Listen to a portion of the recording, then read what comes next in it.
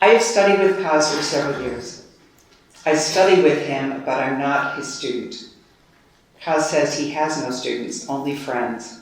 For if he had students, he might be disappointed in them, but as friends, we are simply enjoying calligraphy together. I'll call him Kaz in this talk because everybody just does, and because this is how, as an artist, he signs his work. Nothing is separate is an essential Zen teaching, one that Kaz explained in an interview with the San Francisco Zen Center in 2010. Body and mind are not separate. Matter and time are not separate, just as Einstein said. We can experience something extremely large in something very small, just like nuclear science shows us. If we become free of conventional ideas of self and other, subject and object, moment and eternity, we can find freedom and vast potential. Kaz lives his life in this truth. He's a beloved teacher in the Western Zen tradition.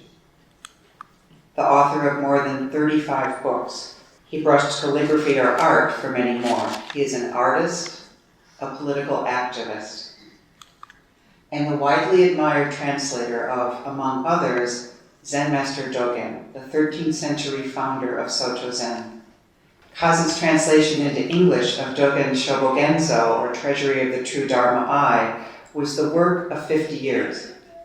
He learned medieval Japanese, medieval Chinese, and English in order to translate Dogen's work, first into modern Japanese with Soichi Nakamura in the 1960s, and then, starting in the 1970s, into English, working with more than 30 American Zen teachers to slowly and purposefully find the exact words and sentences to hold Dogen's teachings, to open it up for a Western audience. His book best known to artists is Brushmind, which is in part a poem to the creative process. He is a founder of the peace organization, A World Without Armies, which has deep roots in his own experience as a child in wartime Japan. I tell you all this because each of these is a part of how Kaz holds a brush, how he teaches new and longtime friends. His piecework, his awareness as a scholar, his study of calligraphy masters, but I think most importantly, his 50 years of translating Dogen and the precise understanding that grew in those years, all are in his brushing. Kaz said, Dogen challenges us with an urgent question.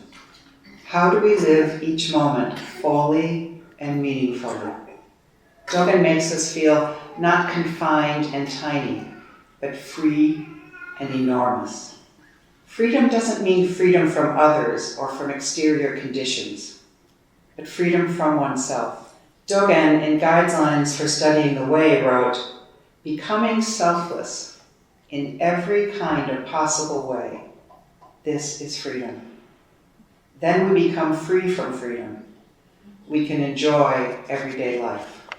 What, in the end, are mountains, rivers, earth, human beings, animals, and houses? You who study the way will come to awakening in the course of study. Even when you complete the way, you should not stop. This is my prayer indeed. And Kaz, if we look not for perfection, but the completeness of each moment is a miracle, but miracles are not perfect. Each breath is a blessing. So think about not perfection, but completeness. I had the good fortune to travel a few years ago with Kaz and others to the Chinese monasteries Dogen visited in the 1220s. We spent 3 days at Tiantong Monastery, where Dogen studied wholeheartedly and had the experience of enlightenment. Tiantong is a mountain monastery, which Dogen would have reached traveling on foot, one step after another, almost 800 years ago. The mountain views are breathtaking and give you a sense of both isolation and presence. In thinking of how to describe Kaz's calligraphy, I kept returning to Kaz on this one afternoon at the monastery. While leading our pilgrimage, he rose early each day to work on editing his book of Dogen quotations, the Essential Dogen.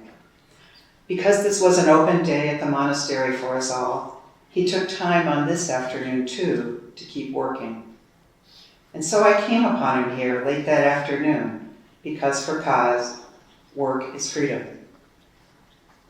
This is a part of my sense of what freedom is for Kaz. He is at ease and finds purpose in being wherever he is. And that is expressed in his calligraphy. He feels immense, quiet gratitude for the beauty of nature and is aware that it is a part of him and of his art. In describing the awareness to bring to brushing in semi-cursive, one of the main East Asian scripts, he said, "In semi-cursive, you draw on all nature, this vast energy from nature. Your energy field is larger, is heaven and earth. In the ancient Chinese way, energy is in the air. Your awareness in calligraphy is the same. It is a feeling of openness that determines your state of mind, of body. It affects our life, how we live. Nothing is separate. What is around us forms us, and we form it." Dogen said it this way: "Know that water is life, and air is life. The bird is life, and the fish is life. Life must be the bird, and life must be the fish." And so, in East Asian calligraphy, the brush is life. Our ink is life. The motion of holding the brush in Zen calligraphy is very different from holding a pen in Western calligraphy. You brush in moving your whole arm. You hold the brush so intimately that you become closely aware of the brush as the center of expression, as what is guiding you in your work. There is no separation. And so you bring in this moment, as you breathe and move, an awareness of the merging of paper and ink into sign, that the brush and you too are a part of that merging, and that wholeness shows in the signs you brush. The Japanese word for calligraphy is shodo, sho meaning brush, do meaning way. This is the same do as in Aikido, the way of being in harmony with the spirit, or judo, which means the gentle way. And the Japanese word do is derived from the Chinese dao, meaning way or path, which maybe you're familiar with from Taoism or from the Tao Te Ching. Kaz speaks of his friend Stephen Addis's work, saying that Tao or Do is very similar to the ancient Greek logos or word. In the beginning was the Word, and the Word was with God, and the Word was God. Shodo, the path of the brush, is a spiritual practice. Each stroke in Zen calligraphy has a beginning, a middle, and an end. And the beginning itself has a beginning that precedes it in air, the end an end that continues on in air as invisible stroke. This brushing shares characteristics with the breath and its three parts. For we inhale and exhale, but there is that point when the breath shifts from inhalation to exhalation. It has to become to change. There is no in-breath without an exhalation, no exhalation without that first breath in. Each would disappear, would not be without the other. Yet as separate parts, there has to be a pause for each to be. A slight moment when one ceases, one begins. Beginning, middle, end. New beginning, middle, end. This subtle threeness of the breath invites us to consider the pause in East Asian calligraphy. It is importantly there. It is a part of what distinguishes East Asian calligraphy from Western calligraphy. Attending to the pause is one of the most important calligraphy lessons I've learned from Kaz. The smaller one on the bottom right An illustration from Kaz's forthcoming book on the practice of calligraphy, The Heart of the Brush, shows the motion most calligraphers would make in brushing Formal 1. The brush, having approached the paper in a circle in the air, would touch down and pause here at the beginning of it. With the brush on the paper, there is another movement up, which contains another pause, or Kaz could not have had that tight angle he has as he moves toward the middle of the stroke. Here the brush both rises and slightly falls before beginning the end of the stroke. There is then a movement up and pause, a movement down and pause, and with the final ending sweep off the page, a movement that continues in the air. In intensive study a few years ago in working with Kaz, I showed him a piece of cursive script that I had brushed, the best I had done up to that point.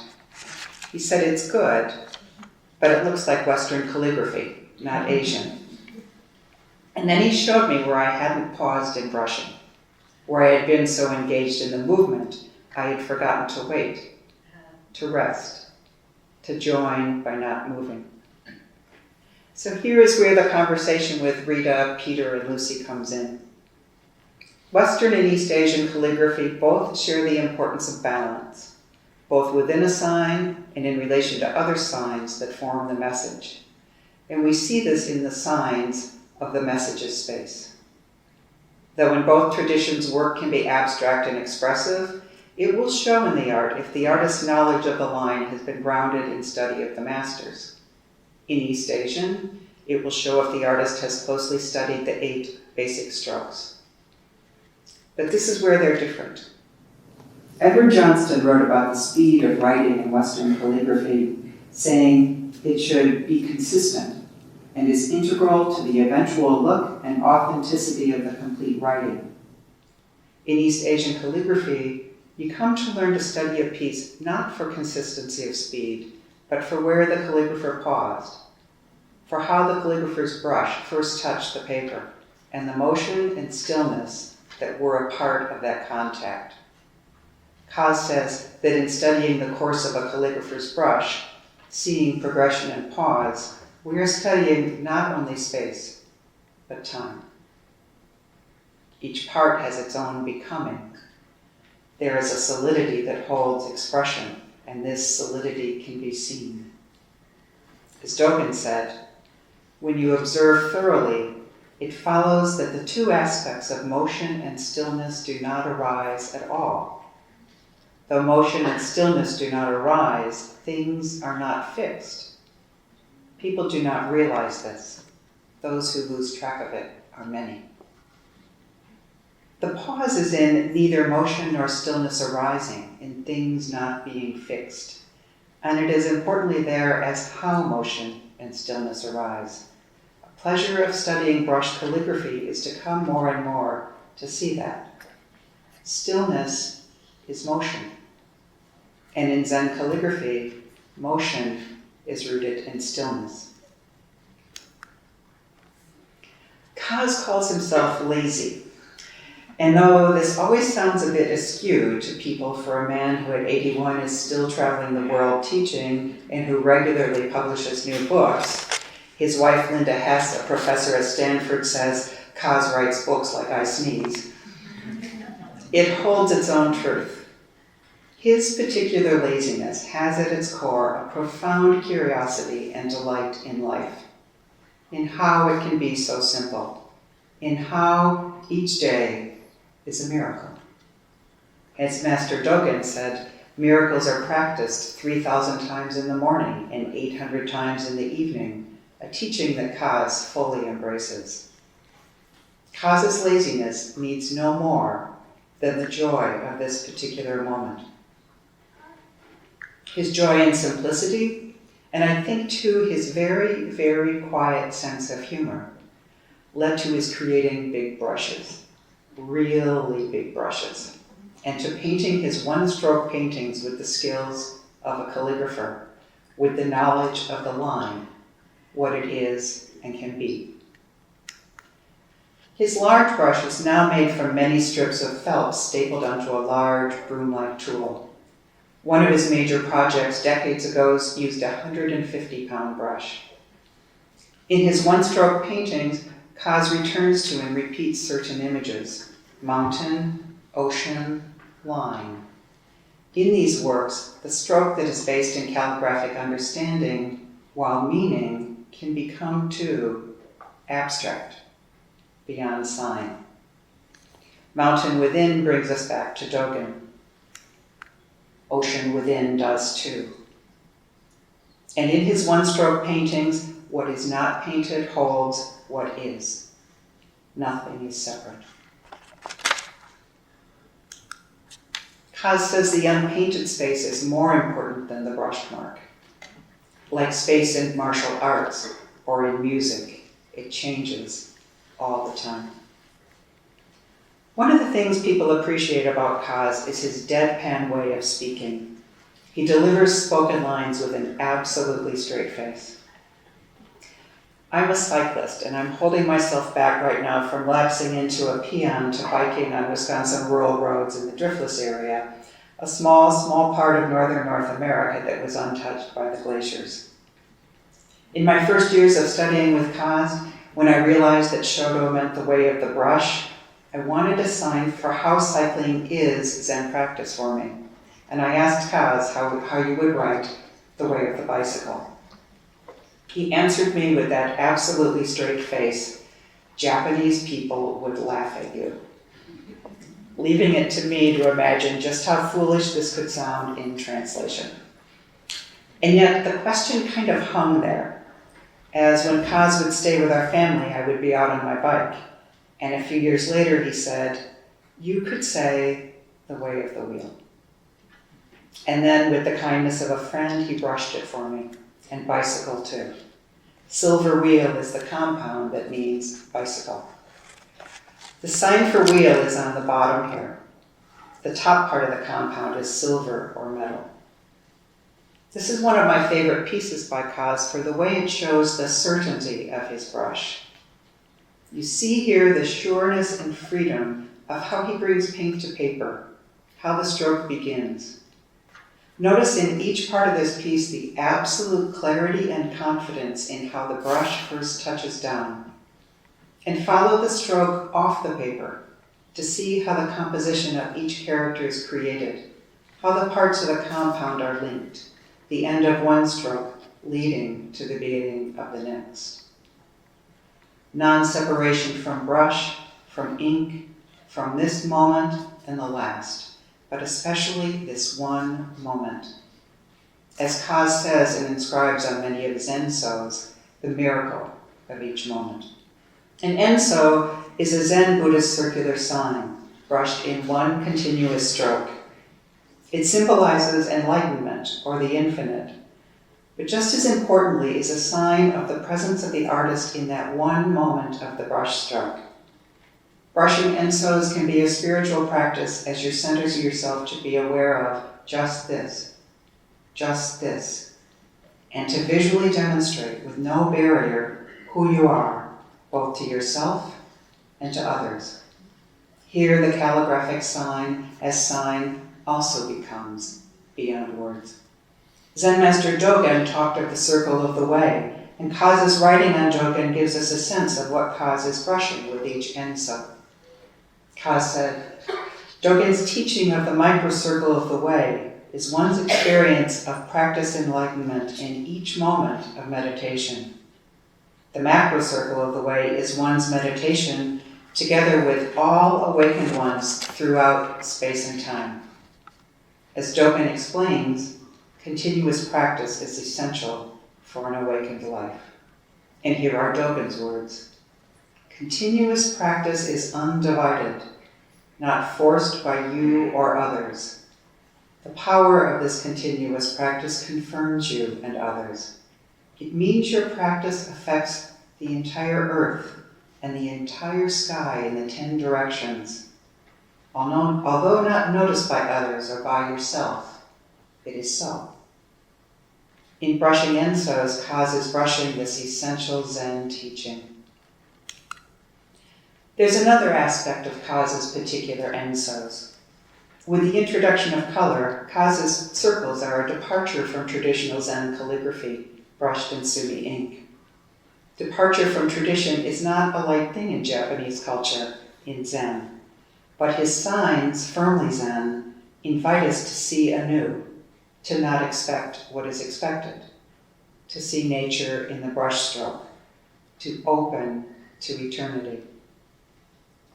And an aspect of the Emzo that Kaz enjoys is that in brushing it, the inside becomes the outside. The outside becomes the inside. You can see that here in the movement of the dark green to the inside by the end of the stroke, the light green to the outside. Nothing is separate. His Enzos also remind us how deeply connected we are in being human. Here's a page from Kazu's notebook for March 5th, 1995, when he was teaching in Vienna and had the idea for a large public enso to commemorate the 50th anniversary of the founding of the UN, which had taken place in 1945 at the Opera House in San Francisco. He came back to the US, and he and friends in the American School of Japanese Art worked with the city to arrange the painting of the enso by a group right in the plaza in front of the building now called the San Francisco War Memorial and Performing Arts Center. They then suspended it from the building. For Kazu's art, while seeming so personal and close, so of the moment and serene, is markedly political too. Nothing is separate. Not us, not others, not the brush. And so this enormous enso was brushed as collaboration. I had a conversation last year at Kazu's workshop in Venice with a Western calligrapher who was uneasy with Kazu's use of color. Black seemed part of the practice of the brushstroke to her, and this was venturing too far from that tradition. Until, that is, she saw these photos of the UN enso being brushed and then hung. Because how could you show as powerfully that we in the world are not separate in using a firmly black sign? Kaz pushes boundaries to say there are no boundaries, which brings us back to his skill as a translator and the word boundlessness. Traditionally in Zen, the word shunyata, meaning no separation, has been translated as empty or emptiness. But empty in English can have a negative or nihilistic connotation, which is far from its deep spiritual meaning in the words of masters like Dogen. And the translation emptiness has for good reason led some to see Buddhism as a negative tradition. Kaz, after years of translated, suggested the word boundless as a more exact translation, which it is. Not even the thinnest line separates us in Zen. So there is a perfect irony, perfect paradox. Kazu's one-word definition for Zen, and Kazu's following the line as his artistic expression. I think Kaz would very much enjoy that paradoxical description of his work. And so with non-separation, Kaz teaches his non-students. Because I said at the beginning, he will have no students. In a weekend workshop, Kaz can open up for participants an understanding of the origins of East Asian scripts, a beginning awareness of the differences among formal, semi-cursive, and cursive scripts, and a beginning awareness, too, of how to brush most or all of the 8 strokes in East Asian calligraphy. But what is more profound for many of those at the weekend is how he opens up for you an understanding of yourself. He introduces you to yourself, for in holding the Zen brush, you can't avoid meeting who you are. With great kindness, he provides a ground for that recognition. People who have studied with him will recognize these Kazisms. As he demonstrates holding a brush, he will say, "Are you smiling? If not, put down your brush." And put the brush down until you are ready to smile. Then pick up the brush again, and he'll pick it up. He says each time we get better and we get worse. Most of the time we get worse. That is how we learn. If you say, "Oh, this is horrible," that's wonderful. He explains, let the brush control you. Let the brush move slowly. Enjoy this moment of our life. We are alive. We are breathing. Eventually, you will enjoy going slowly. Doing things slowly transforms our work, our life. Kaz invites you to embrace the psychology of getting worse as a way of understanding life. He says we get better, but our learning curve doesn't go straight up. When it gets better, it leaps, but getting worse goes slowly. In Zen, there is the relation of sign, no sign, word, no word. And the power of Kaz's teaching is wordless, as when he invites throughout the weekend, I'll take your hand, and participants then come to his teaching table. Here is where no words enter, as he encircles your hand holding his brush with his, and gives you a kinesthetic sense of the feel of a master brushing, of a brush that lands surely and pauses, and again of the pause between strokes, the brush resting in right now, just this. And then when you go back to your seat and perhaps sink into insufficiency, having felt the distance between how Kaz brushes and you do, he'll quietly ask the whole class, are you getting worse yet? Or remind you, lines with problems are an expression of our life. Enjoy. Kaz's work is a gesture on paper, a gesture in life. His earliest childhood memories of his father, Shigeo Tanahashi, waving goodbye from the back platform of a train pulling away. His father was an officer in the Japanese military during the Sino-Japanese War in the 30s and during World War II, and at this point, he was being sent off to Europe. The wave goodbye took the form of a circle, and as Kaz was telling this story, he raised his arm in the air and made a slow, large gesture of a circle in front of him, a gesture of goodbye and loss that I have a sense is present in the enzos he has brushed for decades, in the importance of his commitment to peace. Kaz was 9 when the US and Japan went to war in World War II. He was only 4 when Japan invaded China, his father leading the naval incursion at Baoshan, north of Shanghai, that began the invasion of the whole country. Kaz feels tremendous remorse for the horrors that the Japanese inflicted on the Chinese people, especially in the rape of Nanking, an atrocity that few Westerners are aware of. In 1937, the year of the invasion, the population of Nanking was 1 million. Estimates are that between 250,000 to 300,000 people were murdered in the first 6 weeks of the Japanese occupation. 1/4 to almost a third of the population. Stop there a moment. Estimates are that 20,000 to 80,000 women and children were raped in those 6 weeks, roughly 500 to 2,000 a day. Stop there a moment.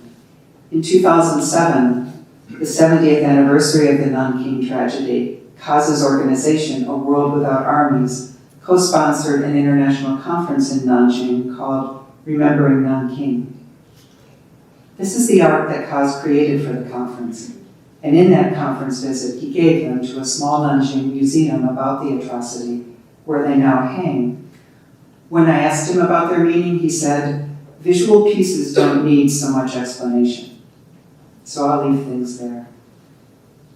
The conference brought together Chinese, Japanese, and Westerners for 4 days to listen to the stories of survivors, to visit important sites of the massacre, and hear both Japanese and Chinese historians present on the horror.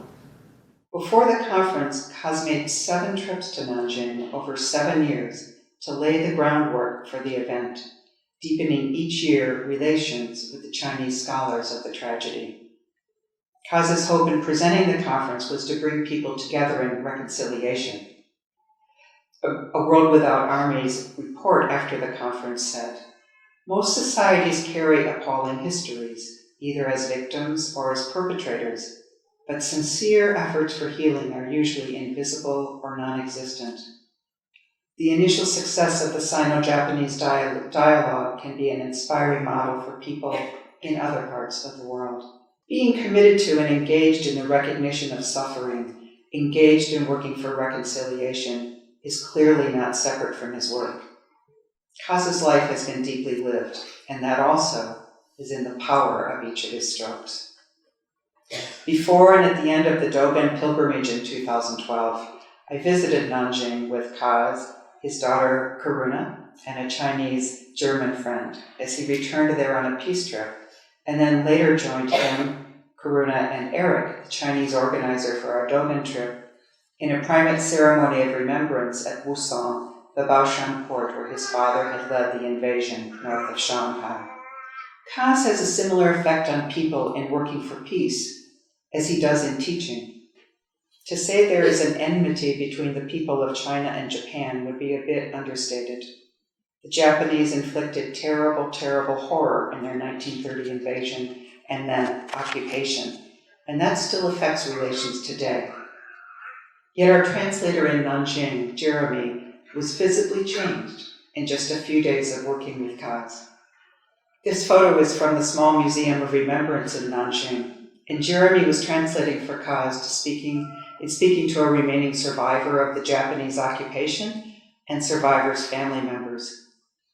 Kaz was reading a poem of remorse that he had written, and by this point in our journey, you could tell that Jeremy, who had started with a simply and a good short-term job, felt absolute moral obligation in making his translation as exact and clear as he could.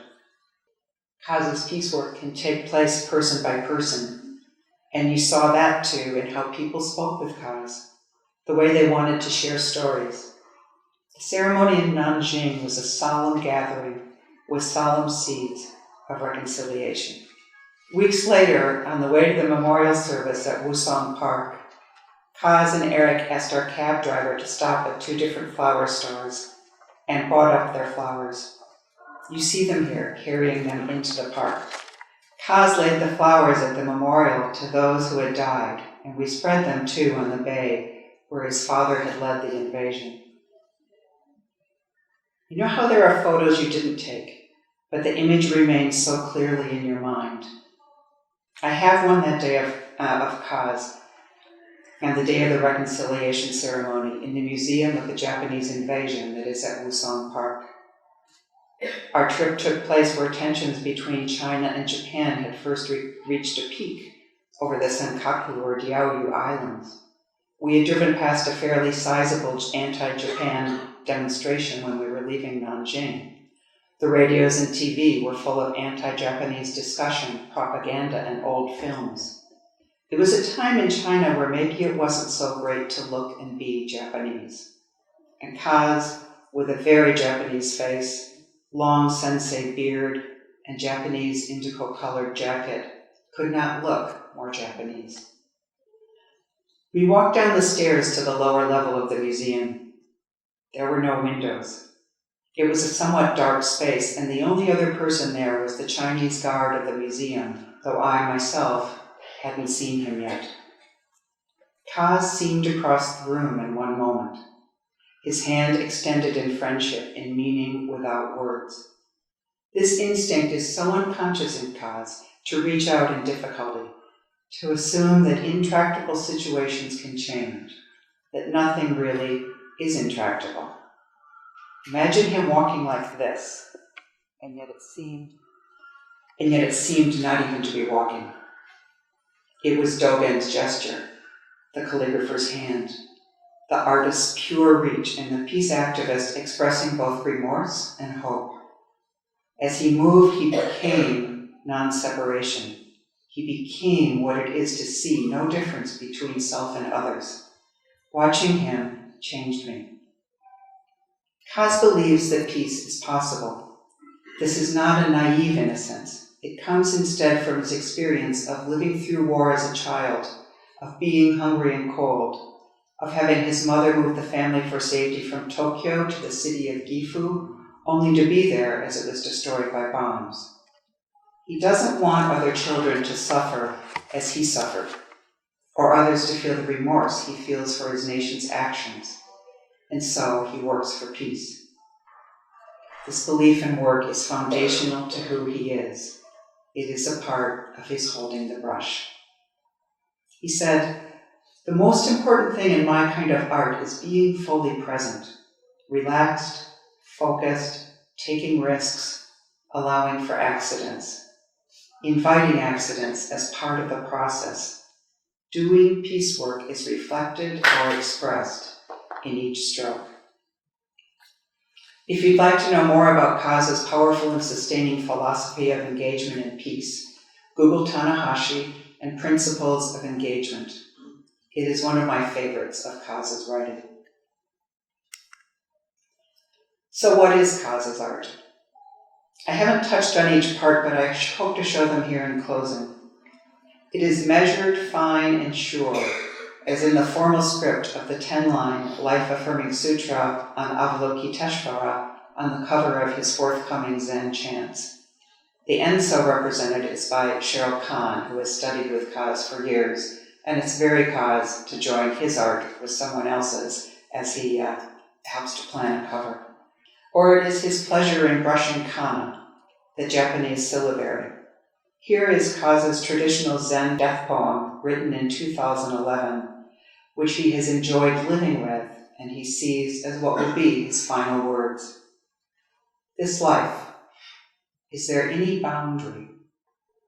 Vast ocean, waves and billows keep crashing and rising.